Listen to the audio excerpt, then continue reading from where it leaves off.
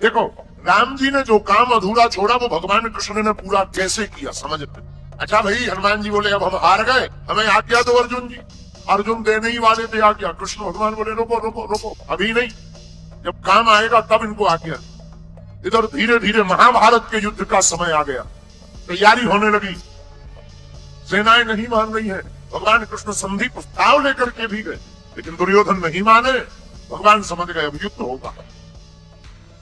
तो अर्जुन से कहा, अर्जुन जी अब युद्ध के बिना काम नहीं चलना है, अब हनुमान जी को बुलाओ। वो जो वचन दिया था, जो हम कहेंगे वो करेंगे, अब वचन निभवाओ। तो अर्जुन भगवान कृष्ण हनुमान जी के पास आए, कहा कि आपने जो शर्त हारी थी अब उसको पूरा करना है। हनुमान जी बोले आज्ञा करो। अर्जुन जी बोले सरकार बताओ क्या मांगना है। भगवान कृष्ण बोले अर्जुन, राम अवतार में हमारा युद्ध इनके बिना पूरा नहीं हुआ था, और कृष्ण अवतार में भी हमारा युद्ध इनके बिना पूर्ण नहीं होगा। अर्जुन जी बोले इनकी क्या जरूरत है, क्या हम कम है? भगवान बोले कम तो हम भी नहीं थे।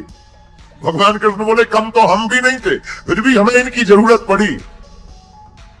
अगर ये ना होते तो वो युद्ध पूर्ण नहीं होता। अर्जुन जी बोले मतलब हे अर्जुन, अगर हनुमान जी ना होते समुद्र पार कौन करता? अगर हनुमान जी ना होते, अगर हनुमान जी सहाय नहीं होते तो युद्ध नहीं जीतते। और महाभारत में भी युद्ध है अर्जुन, बिना हनुमान जी के नहीं जीता जा पाएगा। हनुमान जी बोले अब आज्ञा है। ठीक है, लेकिन हनुमान जी हाथ जोड़ के विरोध में बोले सरकार हम तो राम जी के चरणों में रहते हैं। भगवान कृष्ण बोले इस बार हमारे सिर पे रह लेना। देखो यही भगवान की दयालुता है। राम अवतार में जो राम जी के चरणों में हनुमान जी थे, पर यही कृष्ण अवतार में उल्टा हो रहा। कृष्ण अवतार में हनुमान जी कृष्ण भगवान के ऊपर ध्वज के ऊपर विराजमान। अच्छा बोले महाराज और तो सब ठीक है, एक बात हो। बोले क्या? हमारी एक आदत है। क्या? बोले युद्ध के बीच बीच में सत्संग सुनने की आदत है। अर्जुन जी बोले जय हो। और हनुमान जी बोले क्यों? बोले अगर सत्संग ही होना होता तो युद्ध होता, वहां तुम्हें कोई प्रवचन सुनाएगा कि लड़ेगा? हनुमान जी बोले देखो हमारे राम जी तो बहुत अच्छे थे, धर्म रथ का वर्णन करते थे युद्ध में भी। बोले हमको बीच बीच में सत्संग सुनने की आदत है।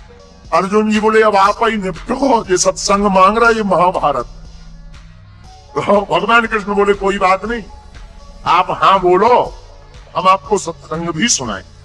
अब हनुमान जी आए महाभारत में, रथ के ऊपर एक ध्वज लगाया, ध्वज के ऊपर हनुमान जी को स्थान दिया, इसलिए उस रथ का नाम ही कपिध्वज पड़ गया। और हनुमान जी विराजमान भय ध्वज पर।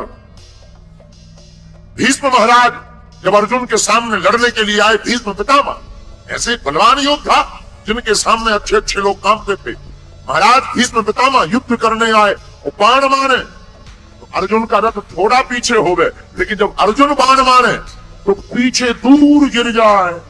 अर्जुन जी हंसकर बोले भगवान कृष्ण से, नीचे देखो नीचे, अपना इतना जा रहा, उनका देखो कितना पीछे जा रहा, नीचे देखो।